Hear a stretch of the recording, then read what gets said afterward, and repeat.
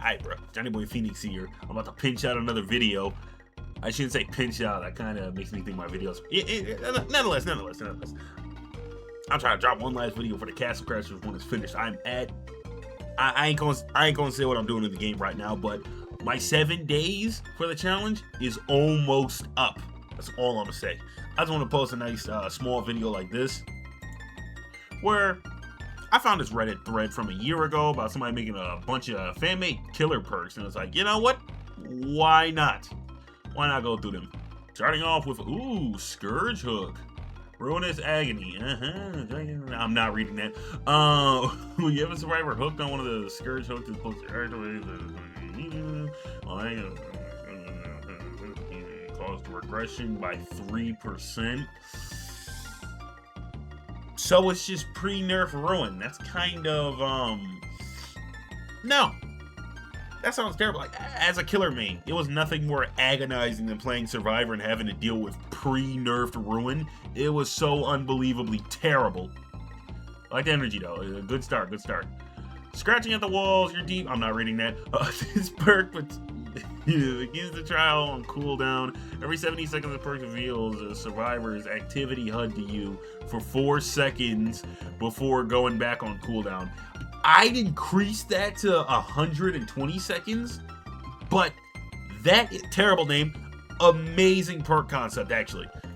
That could actually be usable. Realm Breaker. This guy's. Why do I keep reading that? When the final generator is complete, any game begins immediately. The timer is extended to 5 minutes. Oh. Good trade-off. I respect it, and it gives you more time to work. I wonder how it would. It wouldn't affect a lot of in-game perks because it's one of them. I don't know. It might actually trigger with like Blood Warden. I don't know actually. I like the idea of that. It's a really cool idea though. Hex Shattered Pride. Let's go Hex perks, bro. Whenever a survivor drops a pallet while like 8 meters of you, you are not stunned by it. A random totem on a map ignites as a Hex totem and the survivor becomes cursed. The survivor is oblivious, blinded as long as they remain cursed, but can see the aura of the totem's curse. 24 meters. Additionally, freeing themselves from the cleanse. They'll blind you, and the enemy breaks their assign. So if I swing at one pallet, it's. I don't know. That actually does not really sound too useful, because what's the point in that when I could just run endurance? It's kind of It's kind of meh. Pay in kind. Whenever you are stunned by a pallet, another stun perk, Jesus. When you're stunned by a pallet, this perk activates. Well, activate the next time you take a generator, you do 50%. 30%. This perk deactivates and cannot be reactivated for 60 seconds. I don't hate that. Pretty good. The only problem is the benefit will help a lot of people, but looking at it like this, how often do you really get stunned by pallets? And like higher MMR, it happens kind of less and less. You learn not to swing at everything. Don't need eyes to see. You gain the blindness status effect while D-Nets is on cooldown. What? Whenever it's it's the perk. Whenever a survivor, you are not in chase remaining for 6 highlighted by Killer Instinct for 4 seconds, and then he goes on cooldown for 60. I think that is a huge downside for upside that kind of does nothing. This perk right here does absolutely nothing. I can't lie, that is terrible. Ravenous Wants. This perk activates while you're within a chest or item on the ground, or activates no force in the radius. While the perk is activated, the cooldown just activates so attacks by 24%. That's stupid. Terrifying Rage. Whenever you are stunned, enemy all survivors and you become incapacitated for 5 seconds, and Terrifying Rage goes on cooldown. I honestly I don't know what incapacitated means, but yeah, I just don't know what it means. I'm not gonna search it up. Axed, no. Hex, another Hex. Let's go. Webs of Gold. Whenever a survivor opens a chest, sabotage a hook, picks up a non-special item, or cleanses any totem, and exchange curse for 20 seconds to start yourself from a 40%. Curse. Survivor who cleanses is cursed. I'd increase the penalty to 20%, and I'd get rid of the survivor who cleanses it is cursed. I'd get rid of that. Or I'd lower the percentage to like 9 to 10%, and have the survivor curse from it until the exit gates are powered. Bam. Sounds kind of overpowered. Eat me. X Curse of Dancing Forest. I like the name of that. Goated name. Whenever survivor is hooked for the first time in the trial, random full location, exit gate switch, totem generator not working on by another survivor. The prompt becomes blocked by the entity until they are no longer within 8 seconds of the prompt. The cursed survivor can see the lore of the totem, the hex.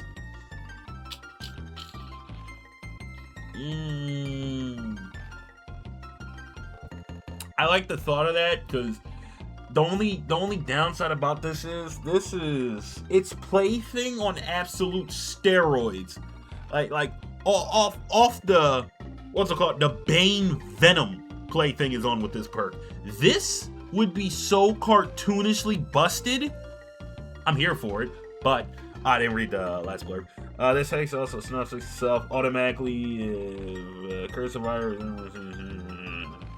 for 6, yeah. Or they lose a health state as a result of the kill. Oh, never mind. That's fair. That's fair. It has a fair cooldown. Is it still strong? Yes. Because you can run this and save the best for last and just keep starting a chase and ending it, because your obsession has no choice. They can't do anything until they find the totem. You just hard camp their totem. Go after them, leave. Go after them, leave. Go after them, leave. It'll work. Stay for the after show. The main event. Why did I read that again? When the survivor is hooked on a scourge hook, his switches on the exit gates are blocked. I'm here for it. I'm here for that. I'm here for that. Blood Warden, basically. Pre-gaming your Blood Warden. Put up your dukes. Each time you injure a healthy survivor with basic attack, this perk gains a token to a maximum of 4 tokens. Upon reaching 4 tokens, your next basic attack hit a healthy assumes all tokens are broken for 80 seconds. I like it. Terrible name. I'd work on a better name for it. I like it though. I actually really like it. I get you no longer gain Bloodlust. That does kind of suck, because that means you can't really use it on a lot of slow killers. But, you know, if you're running like, you know, Nurse of Blight shit. Not Nurse, but like Blight, Spirit, that'll work. We all scream for ice cream. If a survivor inside your terror radius screams, all survivors outside of your terror radius scream and really represent. Isn't this just... No. Darkness reveal is everybody outside your terror radius screams. This is not bad. I fucks with it. Run it with Doctor, and it will be the most annoying thing known to man. Scourge hook with a cherry on top. Pause.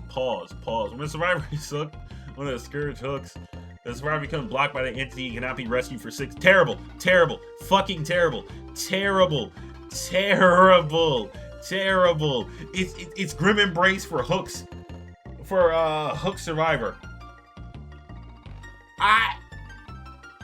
It's a good concept. It's good slowdown. This is only hurting new players. This is not hurting any experienced player. It's not hurting anybody, really, except for the noobs. That's a terrible perk concept, I'll be honest. One with everything, your basic movement speed is increased by 1%. Your terror is 1 immunity. You perform all actions 1% faster. You reduce the time you stun it by enemy by 1. You also damage you also lose additional 1% of progress. Survivors in your terror suffer from a 1% penalty to all actions. Survivors is lowered by 1 very. Now this is funny. This is a funny concept, but 1% is not giving you fucking anything. It's not, you're not getting anything with this. Love the concept though, and it would be so funny to have this perk in game just to use it with some killers. Hex rate, there's gonna be the last one. I'll do the double or nothing. Hex rates a state whenever a generator reaches 90%, an adult totem becomes a hex totem, blah, blah, blah, blah, blah. And that generator becomes blocked by the entity. As long as the hex totem curses, the generator stands. The entity continually blocks the generator. Once the totem is cleansed, the generator is set to 99 progress. The survivor dies by enemies. All totem assigned to this hex break automatically.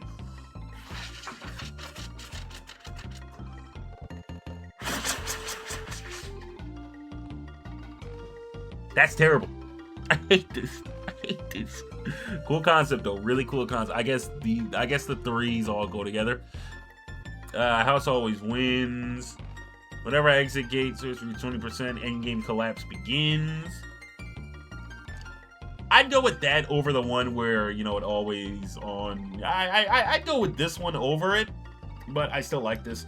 All right, for the last one for the video, double or nothing. Whenever you pick up a survivor, the closest hook to you instantly whenever you pick up a survivor, the closest hook to you instantly breaks. If you still manage to hook the survivor by 40% whenever you're farther than 32 meters from. This is good and bad at the same time because, and I'm not saying because the hook's breaking. This is bad because there's some maps where there's one hook in a ghost town. There's nothing near it. No hooks, no nothing. Other times, there's 8 fucking hooks on top of each other. This is going to be the most map dependent. This is gonna feel like getting this is gonna feel like getting Hillbilly on Midwich. This is how shitty this is gonna feel. You know, you get a map that's not really beneficial for this. This is terrible. I like the concept though. I really do like the energy, but overall, all right, that's all the ones I'm gonna look at. There's still, I was actually almost done with them, but I'm not gonna read the rest. I'm gonna link the thread in the bio of the video, so you know any of y'all can just go check it out. It's actually really well done, and even though a lot of people's kind of crapping on my boy, this is still absolutely goated. Like, a concept of this, I can barely think of perks up in my head. I'll be honest, I really do struggle on that. This guy popped out a whole bunch, some good, some bad, some ugly. I respect it.